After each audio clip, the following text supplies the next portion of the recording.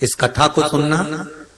कहते हैं श्राद्ध पक्ष में ये कथा अगर सुन ली जाती है तो ब्राह्मण घर से अगर भूखा गया हो या दूसरी जगह से भोजन कर दूसरे घर में भोजन करने आए हो और हमारे पितर तृप्त नहीं होते हो, तो रहू और रहनी की कथा हमारे पितरों को जब सुनाई जाती है तो हमारे पितर संतुष्ट होकर आशीर्वाद प्रदान करते हैं। ये वो रहनी और रहू की कथा। बहन का नाम है रहनी और भाई का नाम है रहू। बड़ी सुंदर कथा। भाई बहन की शादी हो गई, किसी कारणवश रहनी का पति चले गए, समाप्त हो गई, पर रहनी शिव भक्ति से दूर नहीं है। रहनी शंकर जी की आराधना में डूबी रहती, रहनी शिव भक्ति में लगी रहती। संपूर्ण आस्था चैनल के श्रोता, फेसबुक यूट्यूब के श्रोता और इस अशोक नगर के सभी श्रोता दिल से सुनिएगा। इस कथा को श्राद्ध पक्ष में अवश्य सुनना चाहिए। रहनी जिसका पति नहीं, घर में 2 बच्चे हैं, छोटे हैं बहुत, और ये रहनी और रहू ये दोनों बहन भाई हैं। रहनी के माता पिता भी नहीं है, सास ससुर भी नहीं है, पति भी नहीं है, केवल घर में 2 बच्चे हैं। लकड़ी संविदा तोड़ कर लाती है और उसको बेचकर देकर थोड़ा सा चना इकट्ठा कर अपने बच्चों का पेट भर देती। भाई रहू जिसकी धर्म पत्नी थोड़ी प्रीत था, ससुराल में कम थी। एक बात का थोड़ा स्मरण रहे अपने जीवन में। मेरा बेटियों से, माताओं से एक निवेदन पहले भी रहा है, आज फिर करते हैं कि जब आपका मंगल विवाह हो जाए, शादी हो जाए, विवाह के बाद में प्रयास करना कि इस शरीर को, इस मन को, चित्त को मायके से ज्यादा ससुराल में लगाने का प्रयास करना, तो कोई घर नहीं टूटे। रहनी अपने मायके से ज्यादा प्रीतता नहीं रखती। भाई रहू का बड़ा प्रेम था भाभी घर में। अब श्राद्ध पक्ष का समय आया, रहू ने अपनी पत्नी से कहा कि पिताजी को गए हुए समय हो गया, माता को गए समय हो गया, दादा दादी को गए समय हो गया, मैं गया का पिंड करने के लिए प्रयागराज, काशी गया, यहाँ पिंड देकर मैं पुनः वापस आऊंगा और शिव जी की आराधना कर अपन भजन करेंगे, कीर्तन करेंगे, स्मरण करेंगे। तुम एक काम करना, अपनी धर्म पत्नी से रहू कहता है कि किसी ब्राह्मण को बुलाकर मैं जहां जहां पिंड दान करने के लिए जाऊं, आप दादा दादी के श्राद्ध में, माता पिता के श्राद्ध में किसी ब्राह्मण को बुलाकर भोजन करा, किसी ब्राह्मण को बुलाइएगा, भोजन कराइएगा। जब ये सुना तो धर्म पत्नी ने कहा, सुनो स्वामी, ब्राह्मण को भोजन करने बुलाऊं और ब्राह्मण अपने घर में ना आए, उसका एक कारण था। जिस ब्राह्मणों के घर के पास रहू रहता था, रहू की धर्म पत्नी इतनी ज्यादा लड़ोकी थी, इतनी लड़ती थी कि जितने ब्राह्मण आसपास में रहते थे उनकी सबकी पत्नी से रहू की पत्नी का झगड़ा हो चुका। तो ब्राह्मण भोजन करने इसके घर में नहीं आए। रहू की पत्नी ने कहा मैं ब्राह्मणों को बुलाऊं और वो नहीं आए तो रहू ने जाते जाते कह दिया, काम करो, मेरी बहन और मेरे भांजा भांजी को भोजन करने के लिए बोला। सनातन धर्म के अंतर्गत एक भांजे को या एक भांजी को भोजन कराना मतलब 100 ब्राह्मण को भोजन कराने के बराबर है। सनातन धर्म की रीति है ये महाराज। एक भांजे को या एक भांजी को भोजन कराना 100 ब्राह्मण को भोजन कराने के बराबर है। तो तुम एक काम करो, मेरी बहन रहनी को बुलाओ और अपने भांजा भांजी को बुलाओ, क्योंकि भांजा भांजी छोटे हैं, अकेले आ नहीं सकते, उनको बुलाकर भोजन कराओ। अब पति ने कहा कि तुम उनको भोजन करा देना, और पति चले गया।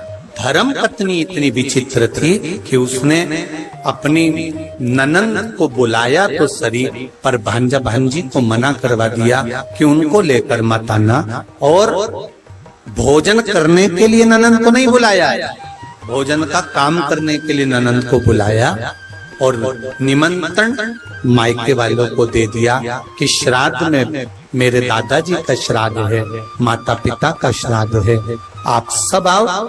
मायके वाले श्राद्ध का भोजन करने आ गए। ननंद को निमंत्रण देकर बुलाया, जी आपकी माताजी और पिताजी का श्राद्ध है, अगर आप नहीं आओगी तो श्राद्ध में अच्छा नहीं लगेगा। ननंद आई, और ननंद ने आने से पहले अपने बच्चों से कहा कि मैं नाना के घर जा रही हूँ। बच्चों की आंख में जल भरा हुआ था। माँ, आप हम दोनों को छोड़कर जा रही हो, हमें भी साथ ले चलो, हम भी चलना चाहते। नहीं, तुम्हारे मामी जी ने केवल मेरा निमंत्रण करा है, मैं जाऊंगी, तुम रुको। माँ, 2 दिन से लकड़ी नहीं मिली, जलवृष्टि हो रही थी, लकड़ी नहीं मिल पाई तो बेच नहीं पाई, 2 दिन से अन्न घर में नहीं आया, हमें भोजन नहीं मिला। माँ, आज तू चली जाएगी, फिर भोजन कौन दे? बेटा बेटी कह रहे हैं, माँ 2 दिन से भोजन नहीं मिला है माँ, हम बहुत भूखे हैं माँ। माँ कहती है, तेरे नाना और नानी का श्राद्ध है, मैं जा रही हूँ, मैं मामी से कहूंगी कि बच्चे भूखे हैं तो भोजन दे देगी मामी। इसको नहीं मालूम था कि ननन को केवल काम करने के लिए बुलाया। रहनी गई, घर में पहुंची, बहुत मेला लगा हुआ था मायके का। खुश हो गई रहनी, आज मेरे माता पिता का श्राद्ध हो रहा है और इतने मेहमान आए। जब माता पिता के श्राद्ध में 10 ब्राह्मण, 20 ब्राह्मण, 25 ब्राह्मण भोजन करते हैं, तो दुनिया की कोई ऐसी ननंद नहीं होगी जिसके चेहरे पर प्रसन्नता ना हो कि मेरे मायके में इतने लोग भोजन करते हैं, मुझे गर्व महसूस होता। रहनी की आंख में खुशियों के अश्रु आ गए। मेरे माता पिता कितने भाग्यशाली हैं। जो जैसा होता है उसके मरने के बाद भोजन भी वैसा ही होता है। जो मरा उसके हृदय में खुशियां रहती है ना कि इसको भी भोजन कराओ, इसको भी भोजन कराओ, इसको भी भोजन कराओ, इसको भी भोजन कराओ। ये जो मिला है ये आपका नहीं है, ये आपके पूर्वजों का है। अब रहनी पहुंच गई, रहनी वहां पहुंच गई। क्या जाकर देखा रहनी ने कि चारों तरफ वहां सुख ही सुख, चारों तरफ वहां पर आनंद ही आनंद है। रहनी ने जैसे ही पांव रखा, भाभी ने रहनी का हाथ पकड़ा और हाथ पकड़कर भाभी रहनी को सीधे रसोई घर में ले गई। और रहनी, सुनो, आपके माता पिता का श्राद्ध है, अगर बेटी भोजन बनाएगी तो माता पिता के श्राद्ध में माता पिता उसको प्रेम से ग्रहण करेंगे, लेंगे। बहुत समझने वाली बात है श्राद्ध पक्ष की। एक निवेदन आप सबसे करना चाहेंगे कि इसको जरा समझिए, इसको जरा जानना कि आप अपने घर में अगर नाना नानी का श्राद्ध कर रहे हो, भोजन बना रहे हो तो ठीक है, पर मायके में जाकर श्राद्ध का भोजन अगर बेटियां बना रही हैं, ससुराल से गई मायके और मायके में जाकर अगर बेटियां भोजन बना रही हैं तो वो श्रेष्ठ नहीं। मायके में जो भाभी हैं, भैया हैं, परिवार है, कुटुंब है, वो भोजन का निर्माण करे तो उसमें सुख का अनुभव होगा। पर भाभी ने कहा जी भोजन आपको बनाना है क्योंकि आपके माता पिता का श्राद्ध है, तो माता पिता प्रसन्न होंगे, माता पिता को आनंद की अनुभूति होगी, माता पिता आनंद में होंगे। रहनी ने कहा ठीक है, अगर मेरे माता पिता मेरे हाथ का भोजन करना चाहते हैं तो मुझे बनाने में क्या दिक्कत, मैं बना देती। रहनी ने भोजन बनाया।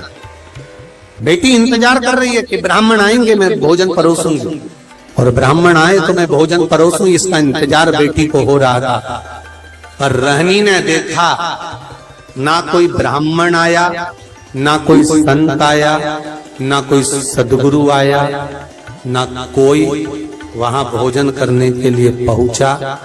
अगर वहां पर पहुंचे तो केवल भाभी के मायके वाले पहुंचे, जो सब भोजन करने के लिए लग गए। और रहनी से कहा गया कि इन सबको भोजन परोस दिया जाए। भोजन परोसा गया, सबने खाया। आखिरी में रहनी जब भोजन के लिए बैठी तो भाभी ने कहा, जी हमारे गोत्र का श्राद्ध है, इसलिए आप इस गोत्र में भोजन मत करो। हमारे गोत्र का श्राद्ध है इसलिए आप इसमें भोजन ना करिए। रहनी को उठा दिया गया तो रहनी ने पत्तल जो लगी हुई थी उसको उठाकर कहा, क्या भाभी मैं अपने बच्चों के लिए, क्योंकि वो तो इस घर के भांजा भांजी लगते हैं, क्या उनके लिए भोजन ले जा सकती हूँ? रहनी ने जब पूछा तो भाभी ने कहा, नहीं दीदी, ये जो बचा हुआ भोजन जब एक पत्तल में लग जाता है तो हम इसको बाहर नहीं भेजते, आप रखे रहने दो। माँ रहनी रोती रोती अपने ससुराल पहुंच गई। आज दिन भर माँ मायके में लगी रही तो लकड़ी लेकर नहीं आई और बच्चों का पेट नहीं भरा। बच्चे 3 दिन के भूख से बिलख रहे थे, आंख में आंसू थे। माँ भी आज रो रही थी कि जिस मायके में बेटी जाती थी कभी माँ बाप उसको भूखा नहीं आने देते थे, और भूखा तो भूखा, कभी माँ बाप उसको खाली नहीं आने देते थे, कुछ ना कुछ रखकर अवश्य भेजते थे। आज वो मायके से भूखी भी गई और कुछ भांजा भांजी के लिए भी नहीं दिए। रहनी ने विचार करा कि मेरे परिवार में मेरे बच्चे भूखे हैं, क्या करूं? रो रही है, आंख से आंसू निकल रहा है, बच्चे माँ की गोद में आकर बैठ गए। माँ कुछ खाने का दे दे। माँ ने कहा एक काम करती हूँ, मैं पड़ोसी के यहाँ जाती हूँ। और रहनी पड़ोसी के यहाँ गई। पड़ोसी के यहाँ जाकर हाथ जोड़कर कहा, मेरे बच्चे भूखे, क्या थोड़ा सा भोजन मिल सकता? पड़ोसी ने कहा कि भोजन तो था, पर अब भी हमने गाय माता को दे दिया, अब भोजन बचा। रहनी रो रही, रहनी की आंख में जल और रहनी रोती रोती आंखों में जल भरी हुई घर पहुंच गई। बच्चे बिलख पड़े, माँ भूख लगी। बच्चे बिलख रहे थे। भाई रहू गया जी में जो पिंडदान कर रहा था, जैसे ही पिंड बनाए, पिंड सारे के साले जितने थे वो काले पड़ गए। उसमें काली तिल भी नहीं डाली तो भी काले पड़ गए। पिंड दान करा। पंडित जी से पूछा, ब्राह्मण देवता मैंने पिंड दान करा, पर ये पिंड जो बनाए गए हैं ये सारे के सारे काले पड़ गए हैं, इन पिंड का काला पड़ना क्या कारण? ये पिंड काले क्यों पड़ गए? क्या कारण है कि पिंड काले हो गए? ब्राह्मण देवता ने कहा कि जब घर में सब ब्राह्मण भोजन कर रहे हो, सब परिवार के लोग भोजन कर रहे हो, और घर के भांजा भांजी के नैनों में भूख के कारण जल होता है, तब ये पिंड काले पड़ जाते हैं। हमको लगता है आपके भांजा भांजी भूख से बिलख रहे हैं। रहू ने कहा ऐसा हो ही नहीं सकता। रहू बोले ये नहीं हो सकता, मैं अपनी धर्म पत्नी को कहकर आया हूं कि अगर ब्राह्मण भोजन करने ना आए तो मेरी बहन को भोजन करने बुलाना, भांजा भांजी को भोजन करने बुलाना। तो ये हो नहीं सकता कि भांजा भांजी भूखे हों। आप पता करना, पिंड काला जभी पड़ता है जब भांजा भांजी भोजन नहीं करे हों और भूखे बैठे। महाराज शिव महापुराण की कथा यहाँ तक कहती है, अगर आपके घर में ब्राह्मण भोजन करने आए हैं और अगर घर में बहन बेटियां हैं, भांजा भांजी हैं, तो इंतजार मत करना कि ब्राह्मण उठेंगे इसके बाद हम भांजा भांजी को भोजन देंगे। आप तो ब्राह्मण के साथ भांजा भांजी को भी भोजन करने बिठा सकते हो या पहले भी जिमा सकते हो, उसमें कोई दोष, उसमें कोई दोष नहीं। भांजा भांजी अगर भोजन करे तो उसमें दोष नहीं। आप जिमाओ। रहनी के बच्चे भूखे बिलख रहे, रहू को रहा नहीं गया, गया जी का पिंड कर कर रहू सीधे घर पहुंचा। घर में जाकर पत्नी से पूछा, क्यों मेरी बहन आई थी? हाँ, ना मानो तो पूछ लो सभी से, बहन आई थी कि नहीं आई थी? सबने कह दिया आई थी, रहनी आई थी। हाँ, तो इसको लगा कि रहनी आई थी तो बच्चे भी आए होंगे, इसने नहीं पूछा। घर गया बहन को, दीदी, ओ दीदी। हाँ भैया, वीरा क्या हो गया? दीदी, जिस दिन मैं पिंडदान करने के लिए गया था, जिस दिन मैंने पिंड दिया, उस दिन तेरे बच्चे क्या भूखे थे बहन? क्या तेरे बच्चे भूखे थे? रहनी भाई के गले लगकर रो पड़ी, भैया केवल बच्चे ही नहीं, तेरी बहन भी तेरे दरवाजे से भूखी आई, आंखों में जल। तो चिंता मत कर बहन, मेरे माता पिता और इन भांजा भांजी के नाना नानी का श्राद्ध अब इस घर में करना। मैं विश्वास से कहता हूं बहन कि पितृदेव कृपा जरूर करेगा। कर भैया, भोजन होता तो मैं अपने बच्चों को ना करा देती, तो क्यों चिंता करता? कल मैं भोजन भेजूंगा, तू श्राद्ध की तैयारी कर। तैयारी श्राद्ध की। भाई ने एक बैलगाड़ी में सामान भरवाया, भेजने लगे।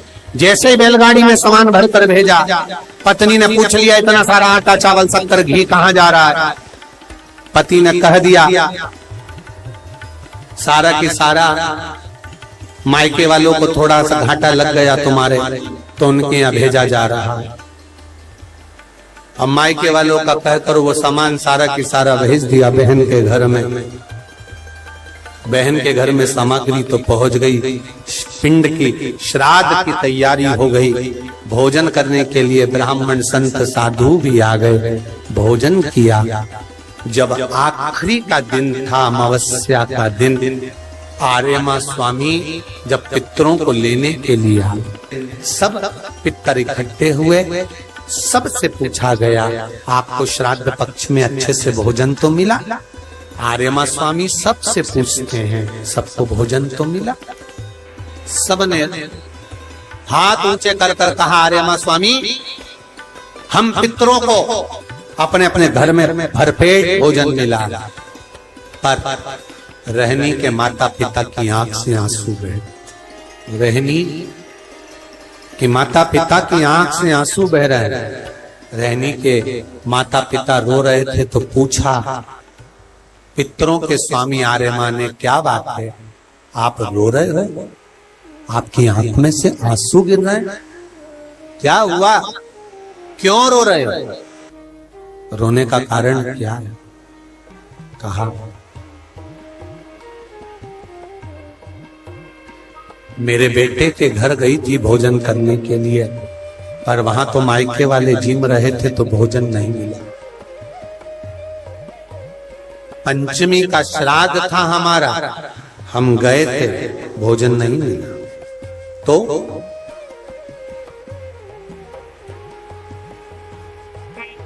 श्राद्ध पक्ष में पितरों को छोड़ा जाता है, भोजन मिला तो ठीक है, नहीं मिला पितर चले जाते। चंद्रलोक से पितृलोक के बीच में एक पितृलोक का सीढ़ी पड़ती है, जीना, सड़ा सीढ़ी, जिसपे पितर चढ़ के पितृलोक जाता। उस सीढ़ी पर कौन रुकता है? उस सीढ़ी पर पितृलोक में जाते समय कौन रुकता है? तर्पण शिव महापुराण की कथा कर रही है कि पंचमी का श्राद्ध था, पितर आए पर आपके यहाँ पर उनको भोजन नहीं मिला, वो पंचमी के दिन का श्राद्ध नहीं जीम पाए, चले गए। पितृलोक की सीढ़ी पर जाकर बैठ जाते हैं।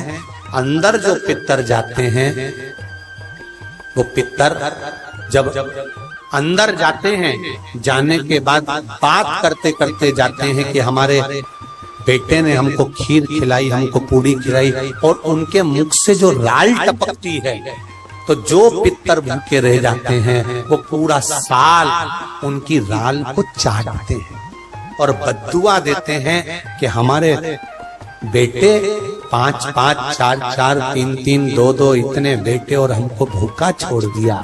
तो वो बद्दुआ देते हैं, जिसके कारण बस पितृदोष होता है। और फिर ब्राह्मण देवता कहते हैं कि ये पितृदोष हो गया। पितृदोष क्यों हुआ? क्योंकि वो भूखे रहे। तुम रो रहे हो? हाँ, मेरे बेटों ने भोजन नहीं कराया मुझको। मेरा बेटा चले गया था गया का पिंड करने के लिए, बहू को कह गया था कि भोजन करा देना, पर भोजन नहीं मिला मुझको। फिर हमारी तिथि निकल गई। मेरा बेटा आया, बहन के घर, बेटी के घर में उसने भोजन बनवाया तो हमारे निमित्तार्थ भोजन कराया। तो रो क्यों रहे हो? तुम्हें अमावस्या के दिन भोजन तो मिला ना, तुम्हें रोने का जरूरत क्या है? क्यों रो रहे हो? पितर कह रहे हैं, रो इसलिए रहे हैं कि बेटी के घर का खाया है।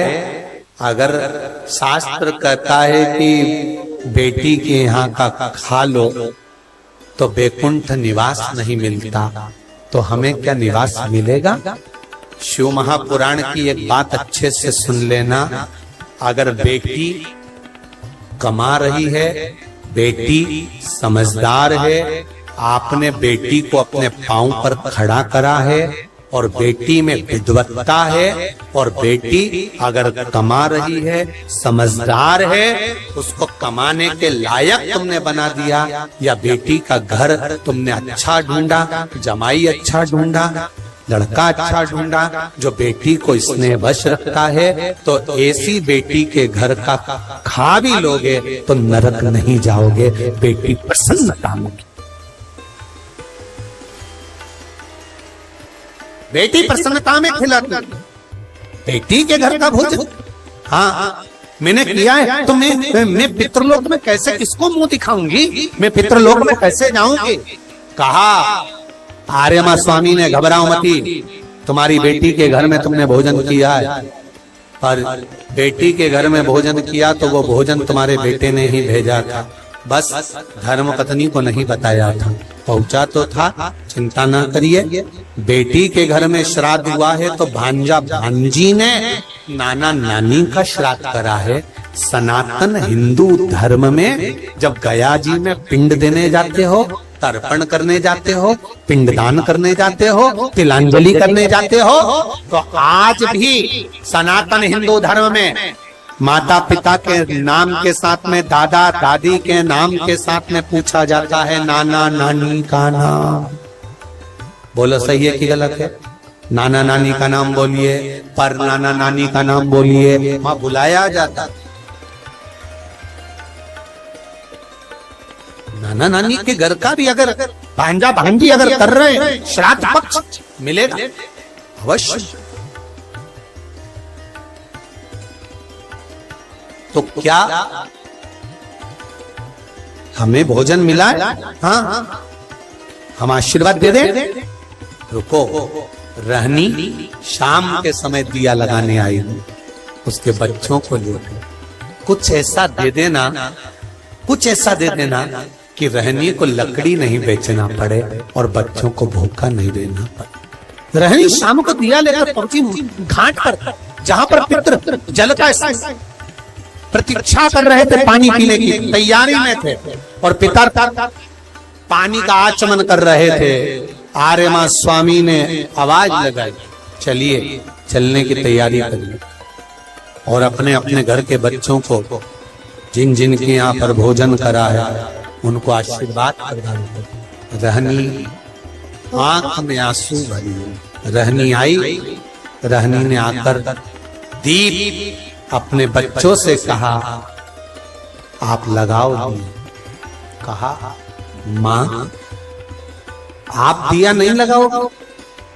माँ कहती है मेरा हाथ खाली, तुम्हारे पिता नहीं, पास में शिव मंदिर था। रहनी के बच्चे दौड़कर शंकर के मंदिर में गए, शिव जी से कहा क्या मेरी माँ दिया नहीं लगा सकती? शंकर के मंदिर में शिव प्रकट होकर रहनी के पास जाकर कहते हैं साधु के वेश में, नारी अगर सौभाग्यवती है तो भी दिया लगा सकती है और सौभाग्य नहीं तो भी लगा सकती है। पूर्वजों का उद्धार कर सकती है। पितरों के उद्धार के लिए ये नहीं देखा जाता कि ये भोजन बनाएगी कि नहीं बनाएगी, वो बनाएगी कि नहीं बनाएगी, वो करेगी कि नहीं। नहीं नहीं, पितरों के उद्धार के लिए आप छोटे हो, बड़े हो, मंझले हो, संजले हो, जो भी हो, शिव की कृपा पर। रहनी ने दिया लगाया, नाना नानी ने आशीर्वाद दिया, हमको भोजन मिला है। एक छोटा सा मट्टी का मटका बेटी के हाथ में पकड़ा दिया, इस मटके में से तू जब जब शिव का नाम लेकर कुछ निकालेगी निकलता जाएगा। बेटी ने उस मटके में से सबसे पहले घाट पर जिस मंदिर में दर्शन करा था और जो संत मिला था उसको देने के लिए कहा, हे पितृदेव, हे शिव, हे ओघड़दानी, कुछ दक्षिणा देना है। उसमें से सोने की मुद्रा निकली और बाबा को देकर विदा की। ऐसे मेरे ओघड़दानी रहनी को एक झंडा प्राप्त हुआ, शिव के नाम से, पितरों के नाम से उसमें स्मरण करने लगा। पितृ मेरा एक निवेदन आपसे भी है, ठेला चलाने वाला, ऑटो चलाने वाला, गाड़ी चलाने वाला, कबाड़ा बेचने वाला, भिक्षा मांगने वाला, एक गरीब से गरीब भी व्यक्ति एक घी का दिया अगर अमावस्या के दिन शाम के समय नदी, तालाब या बावड़ी के स्थान पर, घाट पर लगा दे, श्राद्ध पक्ष में, अगली जब श्राद्ध आए तो बताना जरूर पत्र लिखकर कि पितरों ने भंडार भरा कि नहीं भरा, दिया कि नहीं दिया, देते हैं कि नहीं देते, ये जरूर बता। अगली बार जहाँ कथा रहे तो आ जाना आप बताने के लिए अशोकनगर वालों की। हमने और जितने सुन रहे हैं भारत की भूमि पर, जितने देश विदेश में बैठकर कथा सुन रहे हैं, सब स्मरण करो और सबको सूचना दो कि श्राद्ध पक्ष की अमावस्या को शाम के समय पर दिया लगाने का फल क्या होता है। इस क्लिप को काट कर जनमानस तक भेजिए कि उसका लाभ क्या है, उसका फल क्या है।